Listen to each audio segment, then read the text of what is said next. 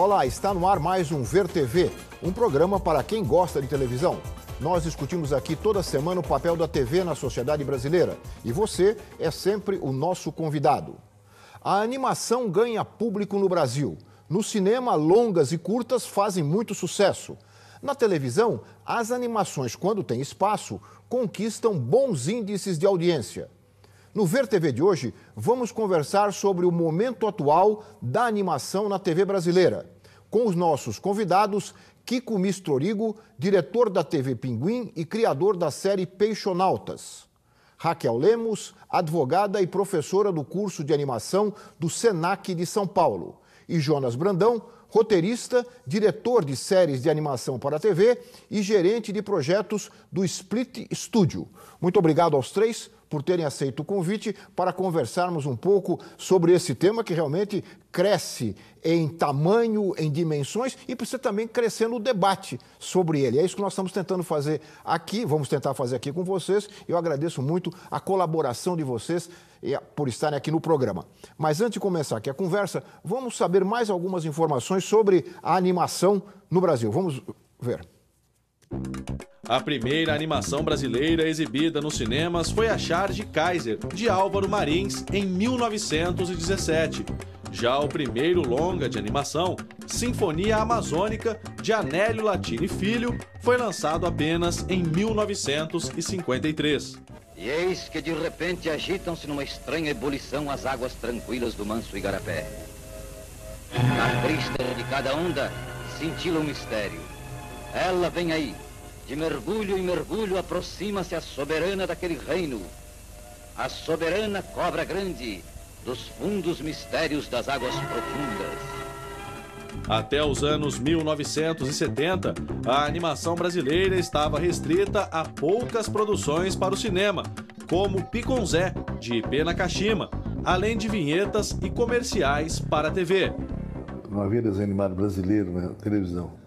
Surgiu a oportunidade de fazer comerciais com a antiga fábrica de extratos de tomate Sica.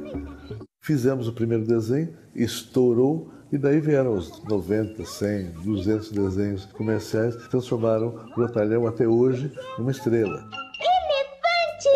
Elefante! Nos anos 1980, além de realizar especiais para a TV, dos 8 filmes de animação brasileiros lançados no cinema naquela época, 7 foram produzidos nos estúdios Maurício de Souza.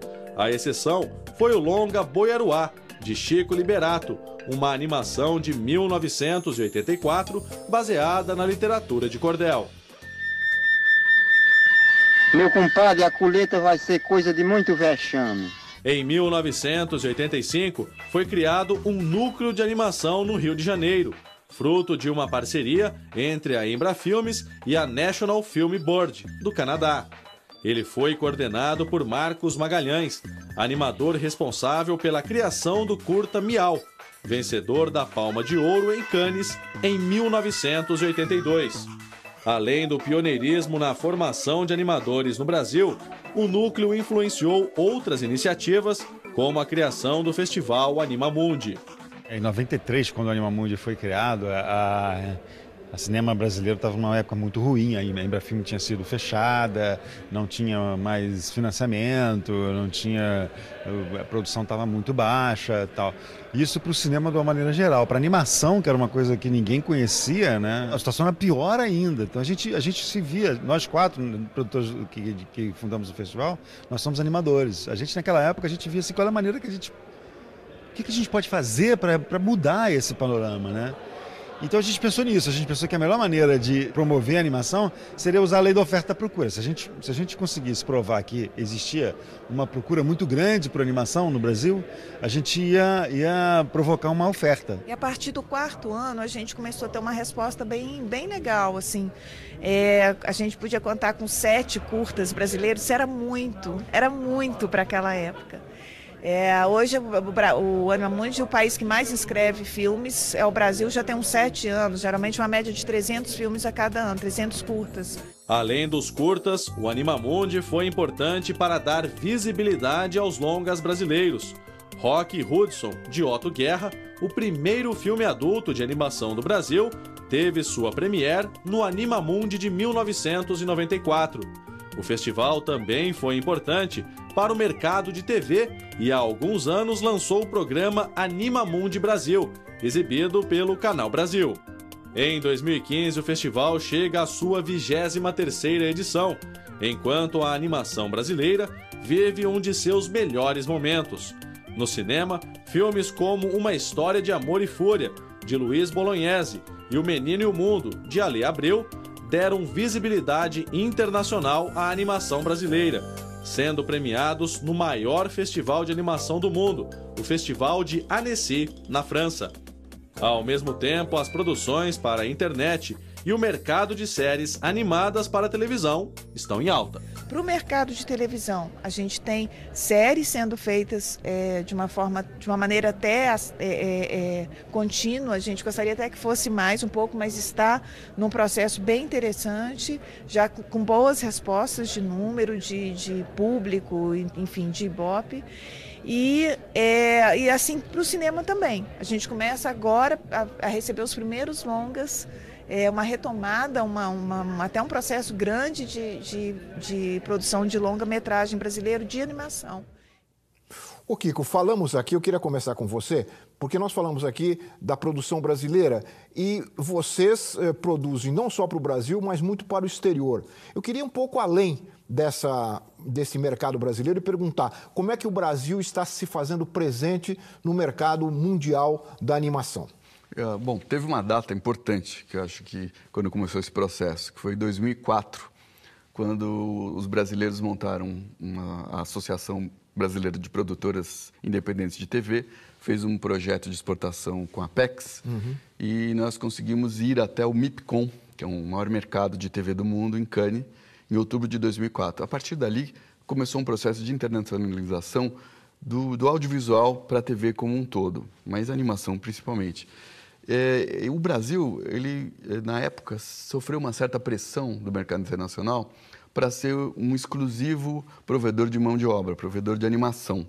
Então, a criação estava fora do país, eles nos viam como vem a Índia, como vem a China, como vem a Malásia, como viam a Coreia, como provedores de mão de obra, ou seja, eles queriam lá e a gente anima aqui. E quem fica com o patrimônio são eles. Então, logo de cara, a gente teve essa preocupação de se colocar como detentores, como criadores de mão de propriedade intelectual. Então, o Brasil... Roteiro, tudo, é isso? A gente montar a história toda. Ou seja, a gente não vai se colocar apenas como uma mão de obra barata, porque a gente criou os nossos mecanismos. Então, a experiência internacional possibilitou a gente montar um modelo nosso de relação entre produção independente e os canais de TV. Então, agora, acho que é uma coisa importante, a gente deixou de ser novidade. Porque no começo era um oba-oba. Poxa, Brasil, olha, tá chegando esses caras aí. Eles nunca tinham tradição. Para você ter uma ideia, a única referência audiovisual que a gente tinha na época para falar com o mercado internacional eram as novelas exportadas e o Fernando Meirelles, que tinha acabado de estourar com o Cidade de Deus. Então, a gente chegou agora num momento em que o Brasil se torna um parceiro como outro qualquer, eu digo assim, a gente não está nem melhor nem pior que os outros, a gente está num caminho ainda, mas a gente agora é visto por causa das nossas cotas da programação para a TV a cabo, a gente se torna um parceiro bastante interessante. Visto pelas cotas aqui no Brasil. Isso, mas isso reflete. Reflete porque eles nos olham, poxa, esse é um mercado amadurecido, que tem uma demanda interna já clara, né? Muito bem, eu queria aprofundar isso, mas eu quero ouvir também a Raquel e o Jonas aqui nesse comecinho de programa. Raquel, você trabalha com estudantes, né? Você trabalha com formação de profissionais também, não é isso? E está havendo um interesse crescente para a formação de jovens para a área da animação? Muito, muito, assim... só nessa unidade daqui de São Paulo que eu leciono, são 7 ou 8 cursos voltados exclusivamente para a cadeia de produção, um específico voltado para animação. E esse profissional ele sai apto desde a formatação do projeto, lidar com leis de incentivo, gestão de marca, concepção de personagem. Ele passa por todo o caminho e ao final do curso ele apresenta um projeto mesmo. Alguns desses projetos, inclusive, já foram selecionados pelo Fundo Setorial, que é um resultado de que essa maturidade em ambiente acadêmico está trazendo resultado quando vai para o mercado buscar uma avaliação. O Kiko falou das cotas aqui. As cotas também influenciaram numa maior procura de jovens, porque supõe-se que o mercado de trabalho se ampliou, não é? Com certeza. O mercado está fomentado. Acho que não só para a animação, mas o mercado audiovisual brasileiro está vivendo um momento muito bonito, muito especial. Em especial por essa construção de política de incentivo que não está restrita só à lei de cotas, né? Então, a gente teve a lei de cota, fundo setorial lá de 2006, de repente a lei de cota em 2011, uma sincronia, né, construída para a viabilização de projetos. Os desafios continuam e eu acho que, em razão desse fomento, né, essa nova geração está despertando para a possibilidade de transformar isso numa carreira e não numa paixão, como foi alguns anos atrás. Essa é boa, né? Boa. Agora é uma carreira profissional. Dá para viver disso, né? Exatamente. Nos cursos, eles, inclusive, vão buscando essa aptidão. Eu quero trabalhar com roteiro para animação, me interessa a produção executiva da animação. Durante o curso, eles vão se identificando, né, no processo todo. É bonito. Vão sair produtores aí para fazer sucesso no mercado internacional, você acha? Assim espero. A gente prepara para isso, né? Jonas, e aí o teu trabalho? Você está, inclusive agora trabalhando, né, num outro projeto. Eu disse antes do programa que é a metalinguagem, né? Vocês falam na animação sobre animação, não é isso? É isso mesmo. A gente está fazendo, em 2012, nós fomos contemplados com... A gente foi selecionado, né, como vencedores do pitching do Cartoon Network. O Cartoon Network fez um concurso na época para selecionar projetos, ideias, e o projeto que a gente apresentou se chama Cartoon Job, né? E eles gostaram muito principalmente porque fala realmente do mundo dos cartoons, né? É uma história sobre 2 produtores de TV que trabalham num canal de desenhos animados. Então eles lidam com estrelas cartoon, né? Eles têm que produzir desenhos animados, né? A gente está agora produzindo o piloto para o Cartoon. A gente fala, às vezes começa a falar sobre animação e a relação que se faz muito rápida é com as crianças, né? Você falou desenho animado, por isso que eu estou falando. Mas a animação é para adulto também, não é? Kiko? Claro, eu acho que a animação é um gênero, eu acho, né?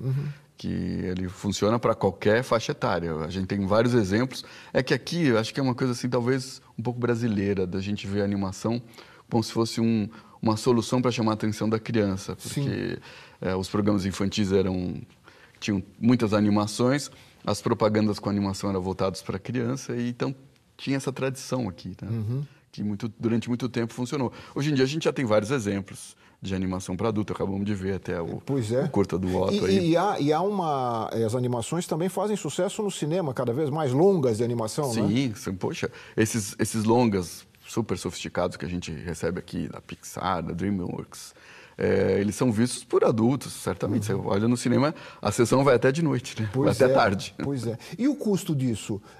Eu vi numa entrevista que a diferença de custos de produção no Brasil e nos Estados Unidos é brutal, né? Entre o custo de uma animação, entre o que se gasta numa animação fora e o que se gasta aqui. O que explica essa diferença? Quais são esses números? É de 2 milhões para 50, é isso mais ou menos? Acho que é mais. É mais? É mais. Olha, é que é um outro patamar. Eu não sei nem em números se a gente podia comparar, mas é um outro patamar. Ou seja, ali, a Pixar eu fui lá visitar. A Pixar é uma fábrica de filmes, então eles têm projeto para os próximos 10, 12 anos. E cada projeto desse tem um valor alto e já tem tudo calculado. Tem um departamento só de risco deles lá, né? Que eles já sabem mais ou menos quanto eles vão ganhar. Então, quando rende não sei quantos milhões, puxa, não era o que a gente esperava, mas nunca perde. Isso a gente percebe. Então, é um mundo muito ideal aquele, um pouco distante para nós. A gente lida com uma realidade um pouco diferente, porque a gente ainda depende de formas talvez não tão privadas como eles têm lá. É um dinheiro totalmente privado, eles não têm nenhum dinheiro vindo de incentivo. E aqui não dá para fazer isso, ainda não dá para fazer. O mercado necessita desse apoio público. Necessita porque a gente ainda está abrindo espaço, eu acho. Eles vêm de uma tradição de espaço imensa, né? O mercado americano produz há anos para o mundo inteiro. Mas a tendência é que isso se modifique, né? Porque nós estamos falando exatamente sobre isso. Vai se criando um público, né? Como é que vocês veem? Vocês sentem essa criação de um público? Porque uma coisa, nós falamos antes, né? Uma coisa é criar o produtor, mas tem que criar também o público, né? Sim. A animação brasileira cada vez mais ganha espaço, né, na TV. Agora, a gente estava falando da lei das cotas, né? A lei das cotas foi muito positiva para todo mundo, né? Não só para as empresas que estão produzindo, mas para o mercado como um geral, né? A gente tem um caso recente do Irmão do Jorel, né, que é uma série que também está sendo feita para o Cartoon Network.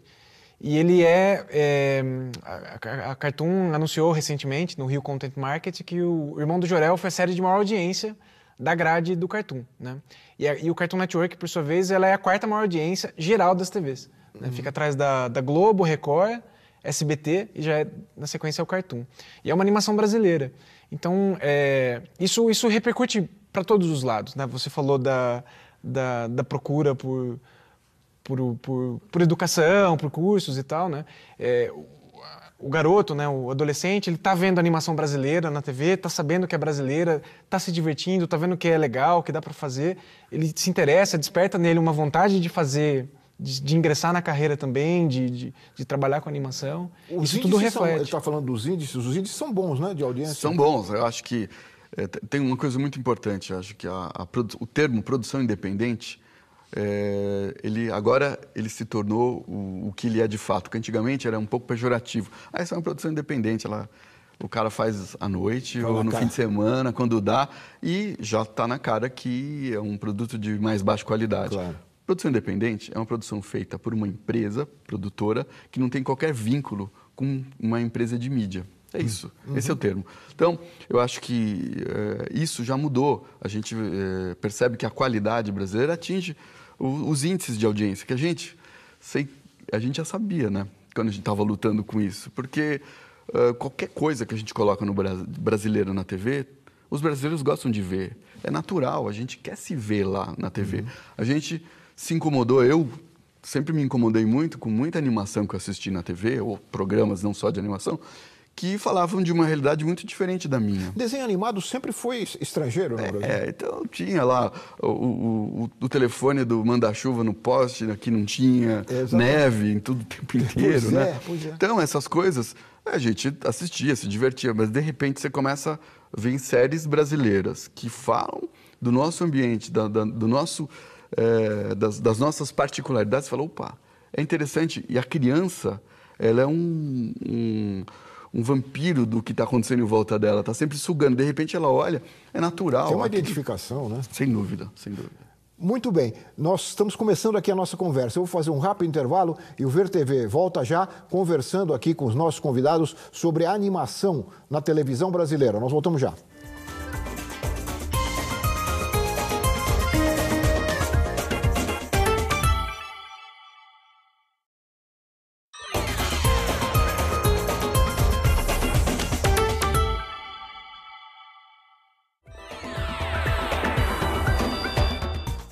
Nós estamos de volta com o Ver TV, que conversa hoje sobre as animações brasileiras na televisão. E nós vamos ver agora um VT sobre as produções de animações brasileiras feitas aqui no Brasil. Vamos ver. Nos últimos anos, as animações brasileiras criadas para a TV cresceram em número e qualidade. Enquanto no final dos anos 1990 havia apenas 2 séries animadas nacionais na TV, A Turma da Mônica e Os Devotos Mirins, hoje esse número é 10 vezes maior. A gente tem vários canais brasileiros que investem. A TV Brasil é uma delas, uma das primeiras televisões do canal aberto que investe em animação brasileira. A gente tem produções de séries brasileiras que são feitas em cooperação, ou até em coprodução, em parceria com canais de TV. A criação da Agência Nacional de Cinema, a reserva de cotas ao conteúdo nacional estabelecida pela Lei da TV Paga e os investimentos do Fundo Setorial do Audiovisual contribuíram para esse crescimento.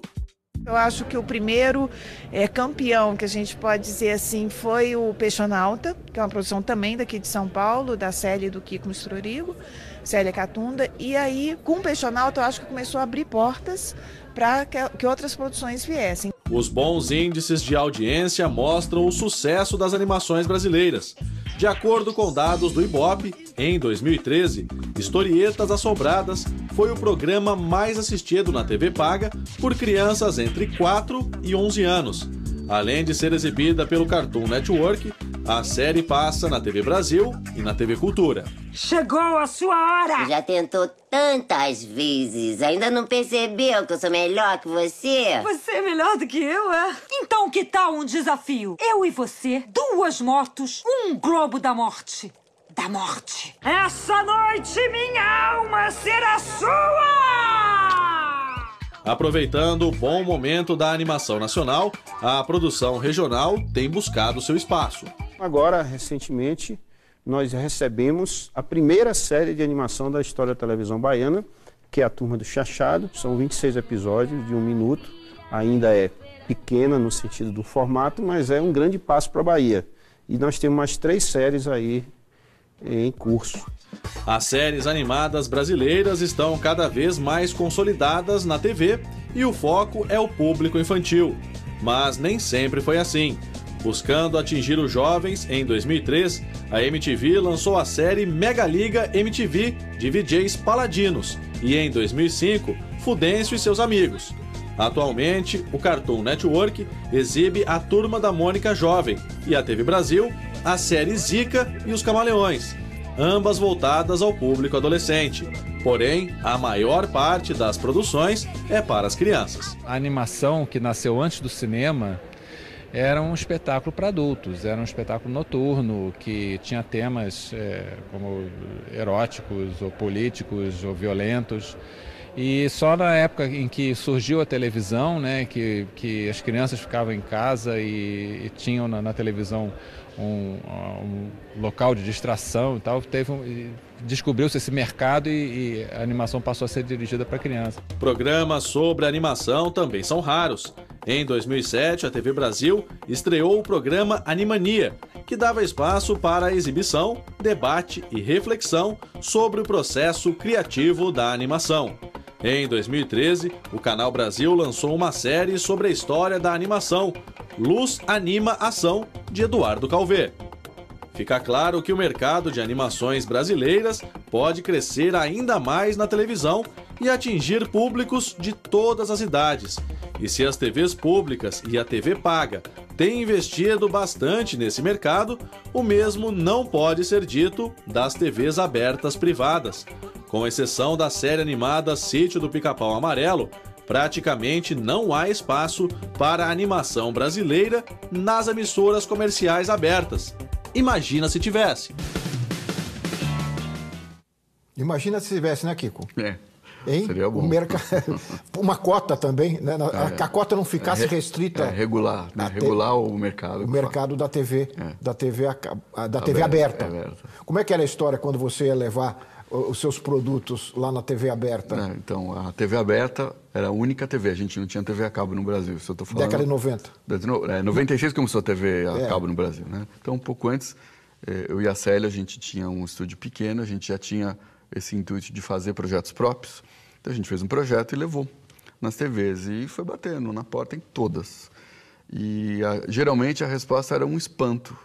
E a pessoa que nos recebia, que a gente conseguia a duras penas conseguir um contato lá dentro, olhava para a gente com uma cara assim, não sabe o que fazer, mas isso que vocês estão trazendo, eu não sei como colocar aqui dentro. E o que a gente percebia é que tinha cota ao contrário, tinha cota para produto estrangeiro, porque a maioria das TVs respondia para a gente assim, olha, a programação infantil, a gente compra tudo lá fora e põe aqui, já está pronto mesmo, é mais fácil. Pronto e mais barato, né? Pronto, mais barato, testado. Né? Já testado e pago. Exatamente. Lá fora. Agora, a gente vendo esse VT aqui, eu fico lembrando da minha época, né, que já faz algum tempo, e mesmo dos meus filhos, quando você tinha também só desenhos animados, praticamente só estrangeiros. Só. E hoje nós temos aqui, este VT mostra, né, eu gostaria de ouvir vocês, né, a produção brasileira, não é?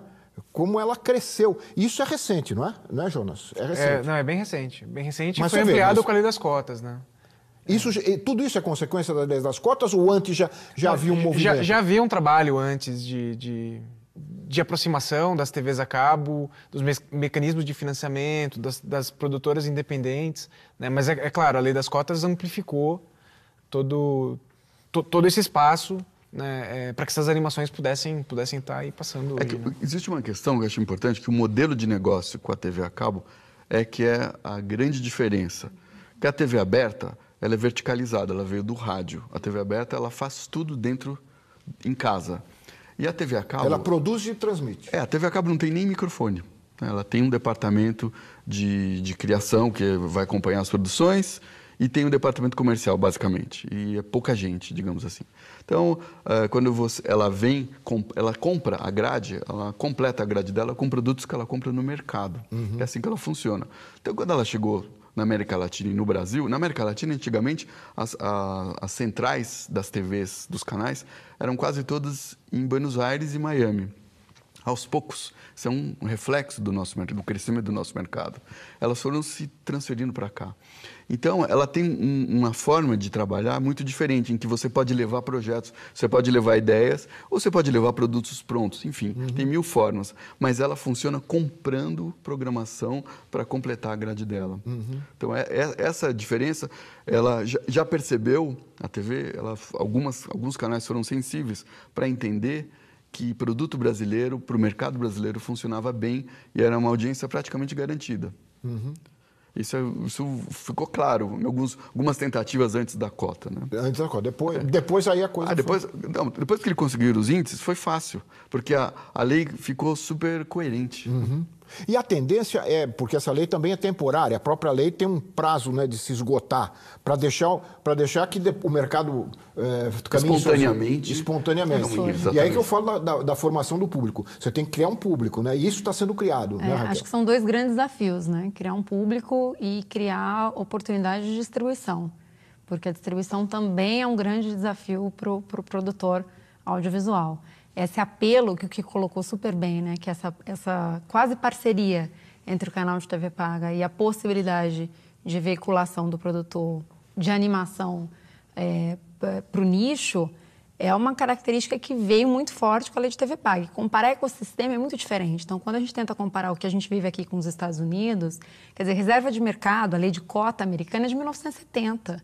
Você deu tempo para o mercado amadurecer. Isso é bom falar, porque eles dizem que aqueles que eram contrários, isso já acabou, mas aqueles que eram contrários diziam que era uma interferência na liberdade, Canadá tem reserva de cota, Coreia do Sul, Austrália, França, né? 27 países da União Europeia. Então, isso é uma forma de incentivar a produção nacional, né?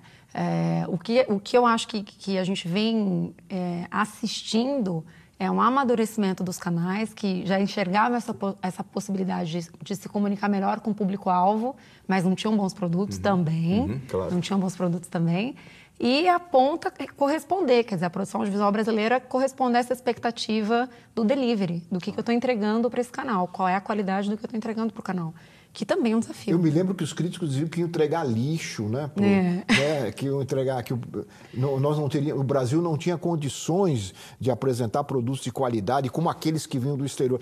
A gente viu aqui. Aliás, me chamou muito a atenção, eu queria até ouvir vocês. O Araripe, nosso companheiro da TVE da Bahia, mencionando a Turma do Chachado. Eu até anotei aqui, a Turma do Chachado. Né, quer dizer, quando que a Turma do Chachado podia entrar na animação brasileira? Não é? Não tinha espaço. Pernambuco, como a gente tem um polo digital muito forte, Recife está bem fomentado também com animação e game. Eles têm um polo tecnológico muito forte. E acho que vem boas coisas de lá também, bons projetos. Sem desprezar o antigo, né? No caso que vocês estão trabalhando com o Monteiro Lobato, não é? Sim, o Monteiro Lobato é eterno na nossa cultura brasileira, né? Vocês estão fazendo com o Monteiro Lobato? Sim, a gente está fazendo agora, estamos terminando, né? A 3ª temporada do Sítio do Pica-Pau Amarelo. Para Mixer, né? O Sítio do Pica-Pau Amarelo, se não me engano, teve três séries, né? Ele foi 3 vezes exibido na televisão aberta, né? Na dramaturgia, né? A gente lembra a Emília e todos os atores, né, que foram sendo modificados ao longo do tempo, mas, inclusive as formas também de elaboração das séries foram sendo modificadas.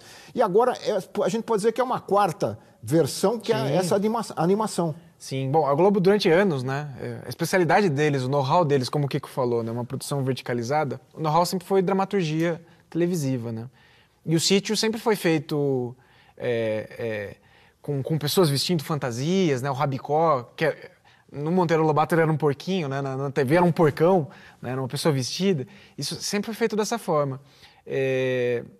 com também acho que um pouco do amadurecimento da TV a cabo, o amadurecimento do mercado brasileiro, né, a Globo procurou novas alternativas de representar esse mundo do Monteiro Lobato, mesmo porque as crianças que assistiram, né, essas três gerações de série do Sítio Pica-Pau Amarelo já cresceram, né? E eles queriam um novo produto para falar com as crianças de hoje em dia. Vocês estão sendo fiéis ao Monteiro Lobato? Porque eu me lembro que a Tatiana Belink ficou um pouco brava, não é? Com uma das versões. Ela não gostou muito. Ela que foi a primeira adaptadora, né? Ainda para a TV Tupi, se não me engano. Acho que era. Né? Sim, então, sim. Vocês estão sendo fiéis ao Monteiro Lobato? Sim. Não, bom, sempre cada temporada é sempre baseada num livro, né? Ou numa mistura de livros. Então, assim, as aventuras são criadas, são aventuras originais, são histórias originais, mas elas sempre têm um pezinho na literatura do Monteiro Lobato. Uhum. Olha, nós entrevistamos aqui para o Ver TV, lá no Rio de Janeiro, o Eduardo Calvé. Vocês conhecem, ele é diretor e produtor executivo da produtora Ideografe. Ele dirigiu o documentário Luz, Ânima, Ação, exibido pelo Canal Brasil. Ele fala aqui para nós sobre o momento atual do mercado e as características da animação brasileira. Vamos ouvir o Eduardo.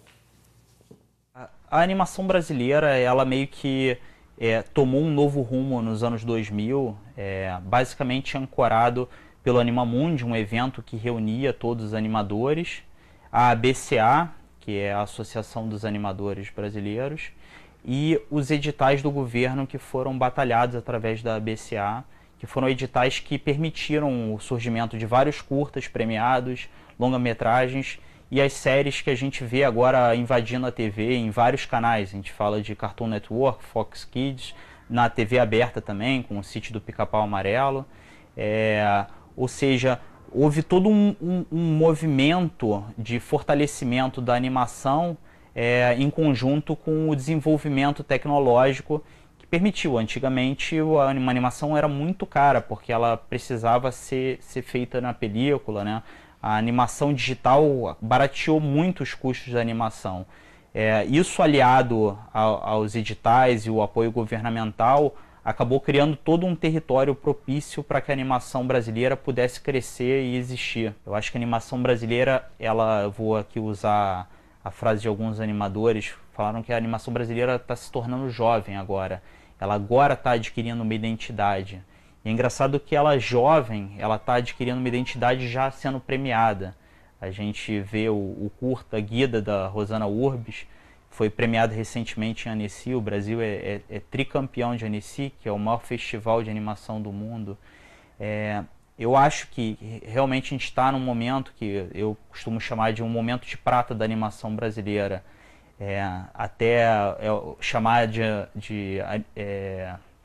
Chamar esse momento de era de prata da animação brasileira é quase que está ansiando por uma era de ouro da animação. Vamos chegar a essa era de ouro? Estamos na era de prata mesmo? Eu acho que sim. Eu sou sempre muito otimista. Eu acompanhei desde o começo todas as etapas que a gente passou.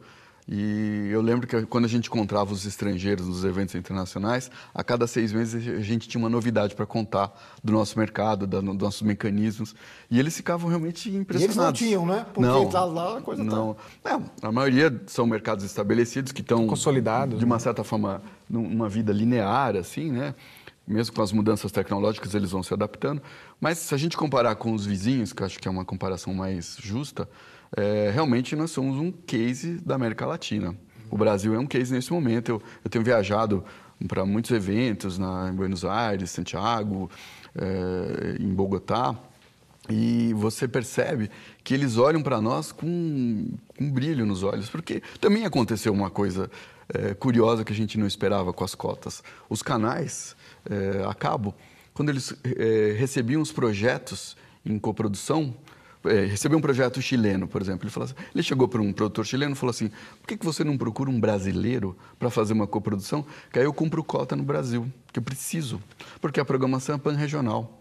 Então, se ele não cumprir cota no Brasil, ele é um problema, porque ele pode correr o risco de não deixarem o canal operar aqui. Isso é bem interessante, porque abriu a possibilidade de fazer coproduções com a América Latina, de TV, que era algo que aqui não se esperava. Não se esperava, né? Começou com o Canadá, né? Toda a conversa, e hoje a coprodução com a América Latina já é uma realidade. A gente mesmo você falou do Chile, né? A gente está fazendo 2 séries em coprodução com o Chile. E são 2 séries criadas por eles. E a entrada da animação na América Latina? Você já falou, quer dizer, na Europa, na Ásia também vocês entram, né? E na América Latina? Isso também é grande. Sim, então, eu acho que tem uma coisa, você falou de público, tem uma coisa que eu aprendi ao longo desses processos, que a gente tem um fenômeno aqui na América Latina, no Brasil, obviamente, de uma nova geração de pais que assistem televisão com os filhos, que querem ver o que os filhos estão assistindo.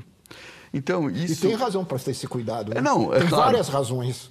Claro, mas isso não é em qualquer cultura. Então, claro. O Canadá, por exemplo, eles não têm essa preocupação. Eles simplesmente falam, eu vou te processar se você passar alguma besteira para o meu filho. Então, é uma relação um pouquinho mais delegando ao canal essa responsabilidade. Aqui, existe uma coisa talvez um pouco mais afetiva do nosso núcleo familiar latino-americano, que é você sentar na frente da televisão e ver... Eu lembro que eu sempre brinco, quando eu era pequeno, a gente tinha que ficar quieto para os pais assistirem o telejornal. Agora é o contrário, os pais ficam quietos para a criança assistir a animação na hora que eles chegam em casa, na hora do telejornal. Então existe uma mudança de comportamento que trouxe um novo público, um público que a TV a cabo percebeu. Então você olha lá, a gente mesmo quando produz as nossas produções, a Luna, o Peixonauta, o Gemini, a gente tem naturalmente 2 camadas de compreensão, porque é assim que funciona. Nós somos adultos, eu tive filhos que já estão maiores agora, mas são 2 camadas de compreensão dessa narrativa, porque contempla esses 2 públicos. Muito bem, Kiko, eu vou fazer mais um intervalinho e a gente volta logo conversando aqui com os nossos convidados sobre a animação na TV brasileira. O Ver TV volta já.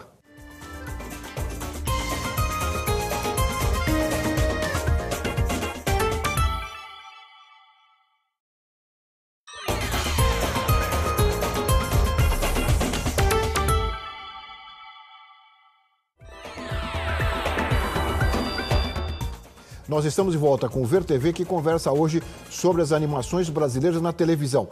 Não só na televisão brasileira, mas as produções brasileiras na televisão mundial. Vocês estão lá com o Mundo da Luna nos Estados Unidos, não é isso? Lançaram primeiro lá, antes de passar aqui no Brasil. Foi uma questão, uma coincidência só de datas, que ali era depois das férias de verão americanas. Então ele estreou na Sprout, que é um canal a cabo e que tem um horário na NBC. A Sprout é da NBC, que é na TV aberta também. Então a gente estreou em 16 de agosto de 2014. E é uma série que foi feita em associação com o Discovery Kids aqui da América Latina. E então está sendo exibido lá e exibido aqui na América Latina também. E vocês também têm um projeto com uma das mais importantes redes de televisão americanas, é isso? Sim, a Nick Jr. é americana, né? A Nick Jr. é americana todo ano, na verdade, acho que é o 3º ano este ano. Eles lançam na internet um edital aberto para todo mundo, qualquer pessoa de qualquer lugar do mundo pode se inscrever. É um edital para receber projetos, né? E eles eventualmente... projetos que eles gostem, eles investem recursos para que o projeto seja desenvolvido e que eventualmente se torne uma série. A gente está trabalhando diretamente com eles agora num projeto nascido aqui no Brasil, né, de um amigo meu chamado Henrique Lira, que chama Howdy Hardy, né, e foi muito bem recebido.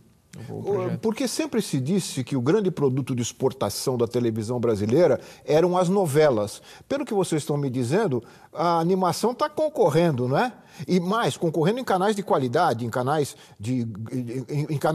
o que a gente pode chamar de top, não só nos Estados Unidos, como na Europa também, não é isso? E as novelas ficam aí pelo meio do caminho, né? Mais ou menos. A novela, quando você viaja, principalmente para a Europa, eles acham que a novela venezuelana, brasileira, argentina é tudo a mesma coisa, porque é uma novela latina. E ela eles não têm esse hábito como a gente tem aqui. Talvez novela. A Itália é mais próxima, né? A Itália sempre é mais próxima do Brasil, né? Mas a gente não vê esse hábito que a gente vê nos países latino-americanos de sentar para ver novela. Raquel, você estava me falando no intervalo que no seu escritório de advocacia, que trabalha, né, para as produtoras, também mudou o perfil do cliente recentemente, dos clientes. A gente começou fazendo game aplicativo, o audiovisual veio depois, então foi um processo natural. Mas 2009, 2008 foram anos dedicados a documentários. 90% dos projetos eram documentários. Houve um boom de documentários mesmo, né? E no cinema. Hoje o cinema meio que puxou isso, exatamente. Né? E hoje, maciçamente, os projetos são temáticas animação. Série, em grande parte, e coprodução Brasil-Argentina, coprodução Brasil-Chile. Animação? Animação. Né? E essa busca acontece por motivos diversos. Quer dizer que esses exemplos do Kiko, do Jonas... Se confirmam. E são deles, né? Porque parece que o universo é bem maior, é isso? Se confirma, exatamente. Porque a gente também tem que se proteger, porque a gente está criando uma marca. Eu acho que a animação, diferentemente da dramaturgia e do documentário, ela tem uma repercussão muito grande em termos de licenciamento de produtos, de aplicativos. Aquela marca, ela vai embora para outras mídias. Né? E o que eu acho mais bonito, de fato, do que está acontecendo é que, pelo menos particularmente, eu enxergo uma animação com muita identidade. Sim. Né? Muita identidade, as premissas muito bem trabalhadas. A identidade brasileira? Artística mesmo, muita identidade. Eu acho que isso vem, pelo menos nas tentativas de coprodução que estão acontecendo dentro do escritório hoje, o que eles buscam, o telefonema começa atrás dos profissionais brasileiros. Então, eles querem a sonorização brasileira, roteiro daqui, concepção de personagem lado a lado, que foi um movimento um pouco diferente dos últimos 4 anos, pelo menos no Brasil e Argentina. A gente tem assistido um casamento mais lado a lado. E as nossas produções estão sendo exibidas na Argentina? Não, no momento, Renato, o que a gente está vivendo é essa etapa de desenvolvimento. Ah, sim. Essa etapa de desenvolvimento. Já tem grandes projetos em execução. Mas a tendência é que vá para lá, não é? Naturalmente. Claro. E isso é ótimo para o projeto, porque ele já nasce com a potencialidade de distribuir em 2 países, né, na largada. Então, isso é ótimo para o projeto. Isso tem a ver também com uma integração maior da América Latina, principalmente da América do Sul, né? Dos países da América do Sul. Uma integração cultural e política mais acentuada nos últimos anos, né? Sim. Facilita muito esse trabalho de vocês. Eu acho que facilita. Eu acho que primeiro que a gente percebe que entre os países de língua hispânica... tem um problema. Já tem... Não, eles já há muito tempo que eles conversam. A gente está chegando agora, né? Havia o problema da língua, mas isso vai sendo resolvido, né? Sim, sem dúvida. Olha, nós entrevistamos aqui em São Paulo o César Cabral, que ele é especialista em stop motion e diretor da Koala Filmes. Eles nos falam um pouco sobre o processo de produção das animações em stop motion. Eu queria ouvir o César, depois eu queria ouvir de vocês também sobre as formas de produção de animação, que são as mais variadas. E o telespectador, às vezes, fica querendo saber como é que faz para aquele bichinho se mexer, né? Vamos ouvir primeiro o César, depois eu ouço vocês.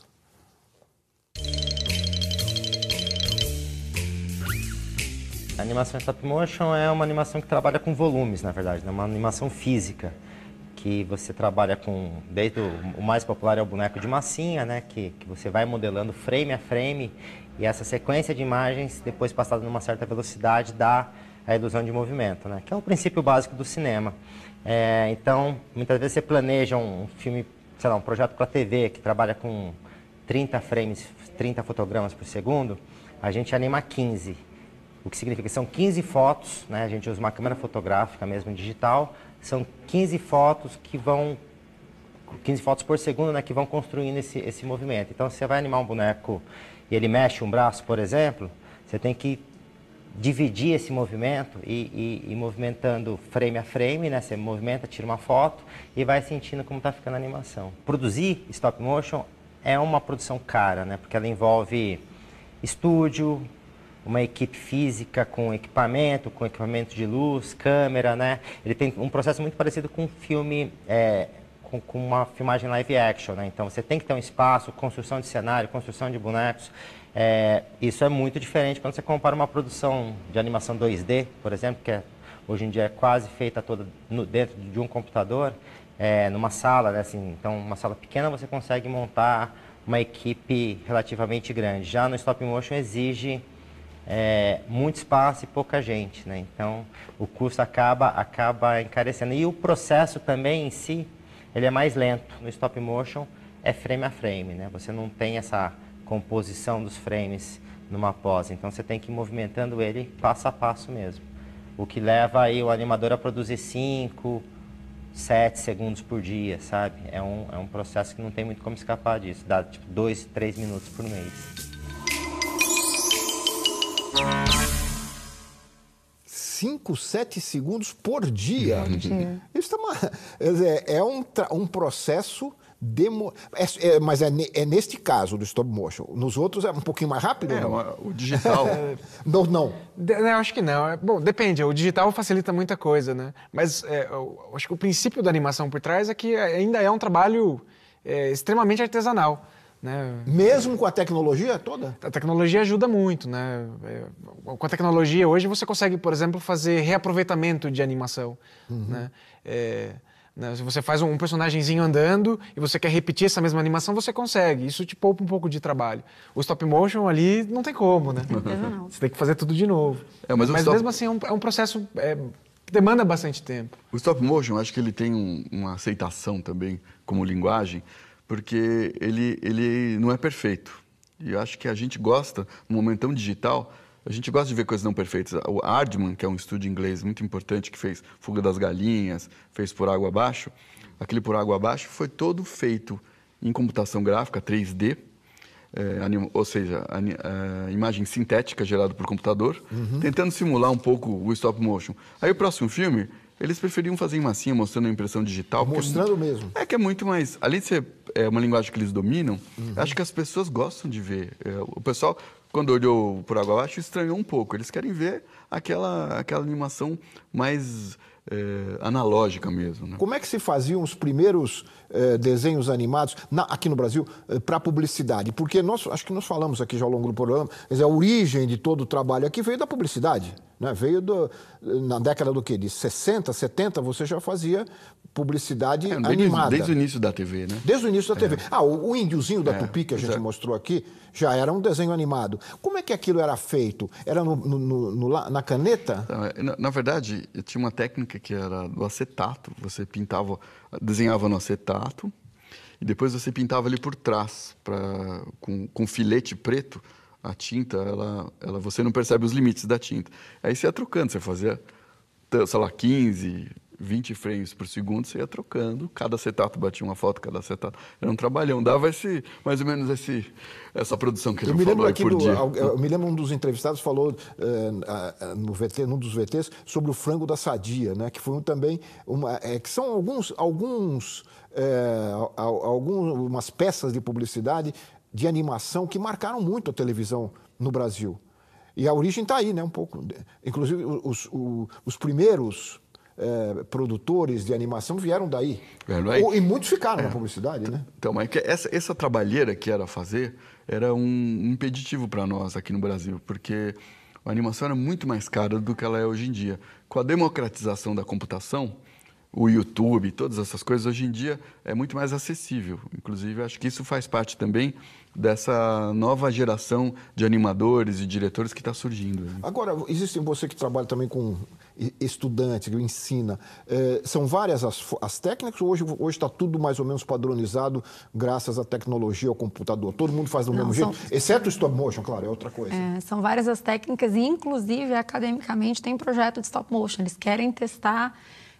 experimentar, vamos para o 2D, vamos para o 3D, eu vou fazer stop motion, migram, às vezes, começam numa linguagem, né, e migram a programação para outra linguagem, e uma coisa que a gente tem assistido, eu também não sei o que eu podia somar nesse aspecto, eu tenho visto também muita gente que trabalhou para o setor de game, migrando para a animação e assistindo um movimento dessa publicidade que foi cliente, interessada no momento de incentivo e fundo setorial, querendo voltar para produzir, para entrar no papel de produtora e não mais encomendante. Eu acho que... Os papéis estão... Pois é. Bom, o game eu acho que ainda está um processo anterior do que a animação para TV, né? Muito. Então ele vai chegar lá, eles estão procurando se organizar como mercado. Mas eu acho que a produção de animação ela envolve tantas áreas que, se a gente pensar, desde do desenho, a parte de áudio, que tem dublagem, que é fundamental, a trilha sonora, a ruidagem, a própria, antes da animação, o planejamento todos das cenas. Então, são muitas atividades diferentes que a gente, quando lá na produtora, a gente recebe muito portfólio. E aí a pessoa, ela gosta de animação como animação. Mas o que você gosta dentro da animação? Pois é. Porque tem muitas atividades totalmente distintas e super importantes. Acho que uma coisa da animação importante é que o equilíbrio entre técnica e criação tem que ser igual. Uma não pode sobrepor a outra. Esse é o grande desafio. Esse é o grande desafio. Nós vimos aqui esse do stop motion, que são os bonequinhos, né? Mas tem também a massinha, né? É mais ou menos a mesma técnica? Aquelas massinhas, os bonecos, né? De massinha. Tem que ter uma estrutura, o esqueleto, né? Que ele é meio móvel. A massinha, ela é maleável, então a gente consegue dar expressões. Tem várias formas, né? A massinha é uma delas de stop motion. Mas agora a tendência da tecnologia a ajudar cada vez mais, né? Quer dizer, facilitar cada vez mais o trabalho. Porque esses frames captados, eles vão todos para dentro de uma timeline, né? Não, isso que eu ia falar. Inclusive, o stop motion ganhou assim, uma revitalização com a tecnologia que até os anos 90, né, você fazer stop motion era você tirar a fotografia no escuro. Né? Você tirava uma foto, você imaginava, acho que ficou boa. Porque não tinha como você ver, você tinha que revelar a foto depois. Aí você ia lá, mexia o teu bonequinho, e aí você pensa, será que eu mexi demais? Será que eu mexi de menos? Não tinha como saber, você tinha que... Esperar revelar. Exatamente, tinha que esperar revelar. Né? E na maior parte das vezes, como é um processo muito caro, que envolve aluguel de equipamento, tem um fotógrafo no set e tal, não tem como refazer. Né? A animação 2D ainda na época passava por um processo similar, né, no qual o indivíduo desenhava papel por papel e depois tinha que fotografar, mas ainda assim envolvia mais o trabalho dele ali fazendo do que ter uma equipe por volta. E com a tecnologia, no stop motion, tecnologia digital, você consegue tirar uma foto e essa foto já vai direto para o computador e você vê como ela ficou. E você consegue trocar para a foto anterior e voltar, né? Ficar indo e voltando para ver se está legal, se não está. Né? Até o Kiko falou da estrutura. Né? Uma coisa que tem também bonequinho, eventualmente, é que a estrutura, às vezes, ela fica muito pesada. E o boneco não consegue ficar em pé. Então, hoje você consegue colocar braço mecânico para prender o personagem e depois, digitalmente, remover o braço mecânico. Olha, eu acho que essas explicações que vocês estão dando, trazendo esse conhecimento aqui para o telespectador, deve estimular, vai trazer mais alunos para você lá, sem dúvida alguma. Porque é fascinante esse mundo. Eu acho que os jovens, cada vez mais ligados, né, nas novas tecnologias de comunicação, de informação, tem aí uma outra vertente, né? E se o mercado continua sempre uma vertente não só artística, mas artística e profissional. A gente precisa de gente boa, precisa de gente bem formada. Eu acho que uma coisa puxa a outra. Eu acho que o mercado tem uma demanda clara, que está cada vez maior, e isso vai requerer mais gente capacitada. Naturalmente vão surgir cursos, vão surgir faculdades, vão surgir formas desse pessoal novo se formar bem para Muito bem, Kiko. Com essa expectativa, para a gente chegar, como ele disse aqui, à idade do ouro, o momento do ouro, eu espero que quando a gente estiver chegando, não precisa chegar lá, mas quando a gente estiver chegando na medalha de ouro da animação, vocês voltem aqui ao Ver TV para a gente contar novas histórias e estimular mais gente a participar desse processo. Muito obrigado, Kiko. Muito obrigado, Raquel. Muito obrigado, Jonas, pela participação, pelos esclarecimentos, pelas informações. Eu quero lembrar também que todos podem nos acompanhar no Ver TV, lembrando que podem entrar em contato conosco, lembrando que isso pode ser feito pelo Twitter, pelo Facebook ou pelo nosso endereço eletrônico, que é o vertv@ebc.com.br. E todas essas entrevistas que nós mostramos aqui, alguns trechos, podem ser vistas na íntegra no site do Ver TV. Muito obrigado e até a próxima semana com mais um Ver TV, um programa para quem gosta de televisão. Até lá.